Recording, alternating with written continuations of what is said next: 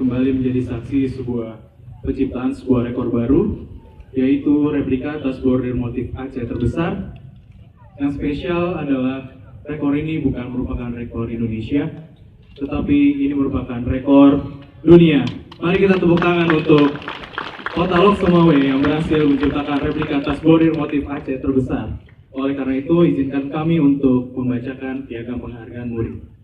Museum Rekor Dunia Indonesia, Rekor Dunia. Piagam penghargaan Museum Rekor Dunia Indonesia atas rekor replika tas bordir motif Aceh terbesar.